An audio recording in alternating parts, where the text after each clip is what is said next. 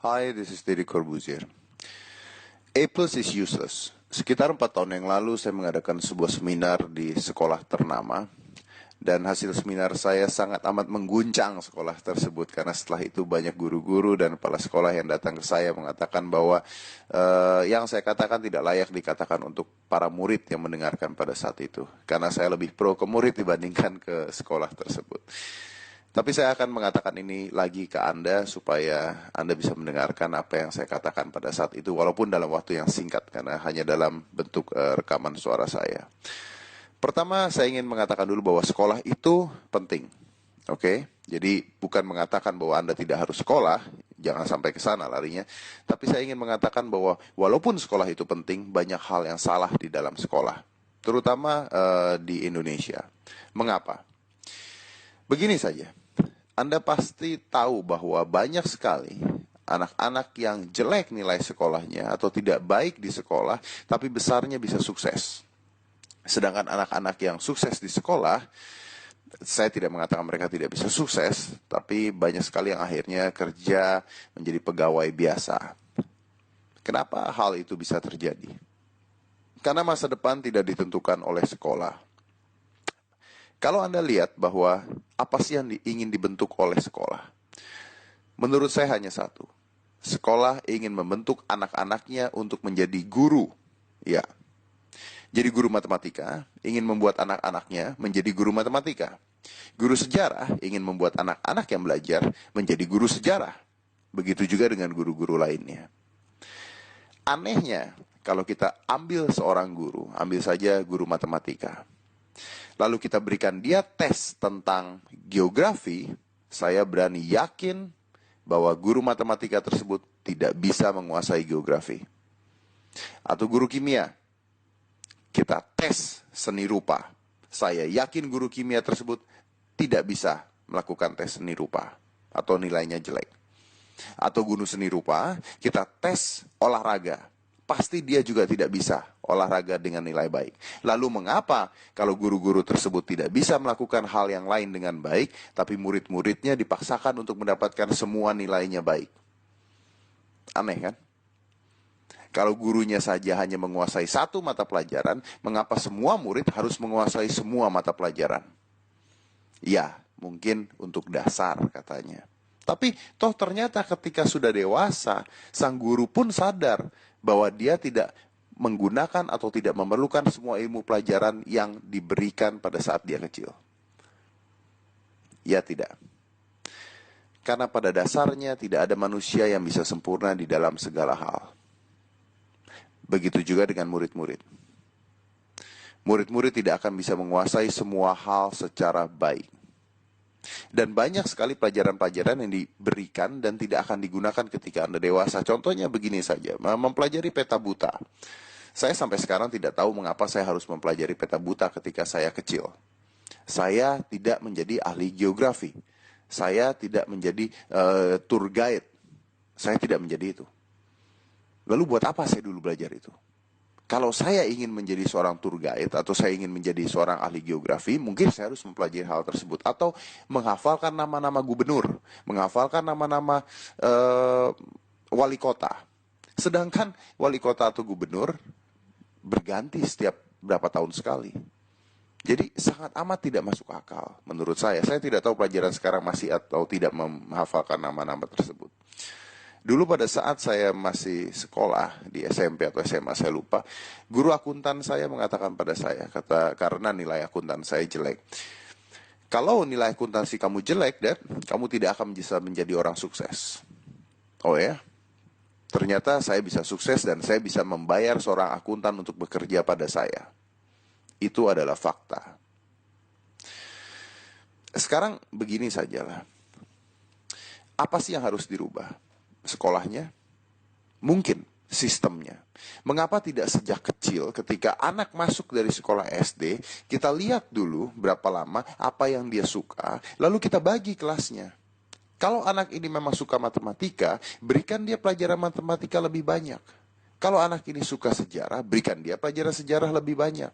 Jadi seperti orang kuliah, tapi sejak kecil. Jadi sejak kecil anak ini sudah dijuruskan ke pelajaran yang dia suka. Bukan dijejalkan dengan semua pelajaran yang dia suka atau tidak suka, harus bisa, harus hafal.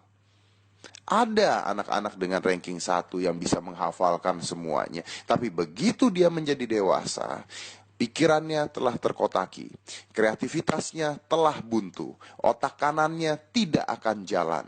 Kenapa? Karena yang dipakai hanya otak kiri, menghafal, menghafal, menghafal, menghafal, menghafal. Jadi akhirnya bukan pintar, bukan cerdik, tapi jago menghafal. Menghafal rumus matematika, menghafal sejarah, menghafal peta buta, dan sebagainya. Dan biasanya anak-anak seperti itu pelajaran olahraganya atau pelajaran seni rupanya pasti jelek karena otak kanannya tidak akan dipakai. Anak saya sekolah di sekolah internasional dan sejak kecil, sejak SD, anak saya sudah diarahkan ke pelajaran mana yang dia lebih suka dan kelasnya lebih banyak. Jadi kelasnya banyak dan anak ini yang datang ke kelas, bukan guru yang ke kelas untuk mengajar anaknya. Lalu bagaimana merubah itu semua? Memang susah karena sekolah pasti tidak akan ingin merubah, butuh tahunan untuk merubah itu. Saya harap satu saat bisa. Tapi sebelum itu bisa, apabila yang mendengarkan suara saya ini adalah orang tua, dengarkan saya baik-baik. Apabila yang mendengarkan suara saya ini adalah anak-anak, minta orang tua Anda mendengarkan suara saya. Sebentar saja. Kalau seandainya orang tua mendukung apa yang anaknya suka dalam mata pelajaran, mungkin dia akan menjadi orang yang lebih berhasil nanti ke depannya. Bagaimana caranya? Begini, pelajaran matematika merah, pelajaran seni rupa bagus. Kenapa yang harus dilesin di rumah adalah pelajaran matematika? Kenapa memanggil guru matematika untuk memberikan les tambahan matematika? Tidak perlu kan? Kenapa tidak dilesin sesuatu yang memang anak itu suka? Kalau anak saya matematikanya jelek, seni rupanya bagus, saya akan lesin dia seni rupa. Supaya bakatnya dikembangkan sejak kecil. Bukan memaksakan hal yang memang dia tidak suka. Kalau seni rupanya jelek, sejarahnya bagus, biarkan seni rupanya jelek. Pelajaran sejarahnya dibantu oleh orang tuanya di rumah, dikembangkan. Memang ada pelajaran-pelajaran yang kalau jelek atau merah Anda tidak naik kelas. Ya, kalau pelajaran seperti itu dibantu supaya dapat nilai secukupnya. Tidak perlu 9, tidak perlu 10. Ingat, nilai pelajaran Anda tidak menentukan masa depan Anda. Nilai UAS Anda tidak menentukan masa depan Anda. Anda ranking 1 di sekolah bukan berarti Anda berhasil menjadi seorang manusia kelak ketika Anda dewasa. Sama sekali tidak berhubungan. Menurut saya.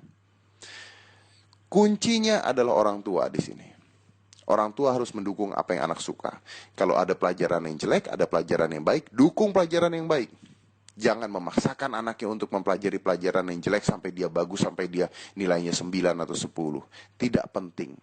Tidak perlu takut untuk mendapatkan nilai jelek. Tidak perlu takut untuk tidak naik kelas. Tidak naik kelas bukan berarti masa depan Anda hancur.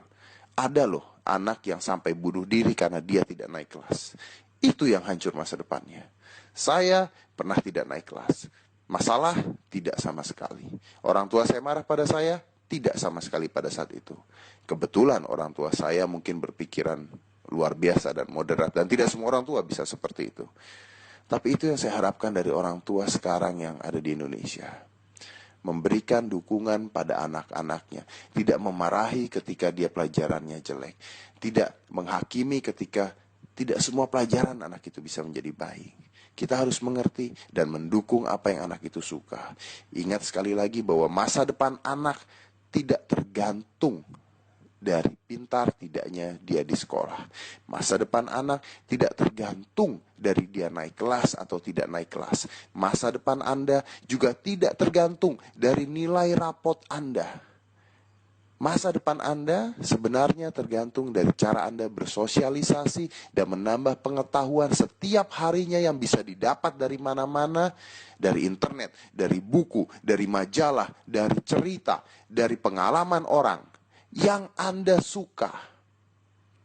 Saya punya teman yang kecilnya pelajarannya jelek karena dia suka main game, dan sekarang dia memiliki sebuah toko game terbesar di Indonesia.